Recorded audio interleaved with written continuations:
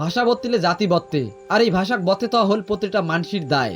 রাজবংশী ভাষাত পড়লে রামায়ণ লিখে গেছে আনন্দমোহন রায়। বিতি যাওয়া সময় আর বয়সের ঘেরাটোপত এই বইখান মুকলন হওয়ার আগত ইমরা এই টাকার মায়া ত্যাগ করে রয়ে যাওয়া কামাইখানা শেষ করে উমের সুযোগ্য বেটা উমেশঙ্কর রায় কোচবিহার ক্ষত্রিয় সোসাইটি হল ঘরত ভই ভইয় করিয়া বইখানের মুকলন করে। রাজবংশী ভাষার পইলা রামায়ণ।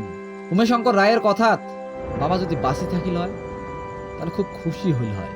কথায় আছে না, ভাষা বত্তিলে জাতি বত্তে। উমরা আমার মধ্যে নাই ঠিকই, কিন্তু এই বইখান রাজবংশী ভাষার পইলা রামায়ণ, এই বইখানের মধ্য দিয়ে উমরা যুগের পর যুগ বাঁচি থাকবে, যুগের পর যুগ বাঁচি থাকবে। এই মহান মানুষের সাথত দেখা করার সৌভাগ্য হয় নাই মোর, কিন্তু গুণীজন মানুষের ঘরেতে থাকি আমি জানির পালুম। আমরা মেলা দিন যাত্রা করে গেছি, আমরা মেলা কবিতা লিখে গেছে, আমরা 100-র বেশি ভাওয়াইয়া গান লিখে গেছি। এমন একজন লেখক আমার মধ্যে আজের নাই। সত্যি খুব খারাপ লাগে।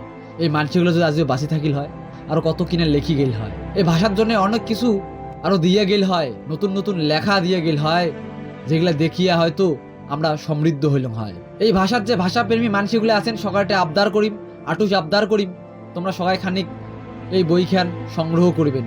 রাজবংশী ভাষার পইলা রামায়ণ, এই বইখান সবাই খানিক সংগ্রহ করিবেন।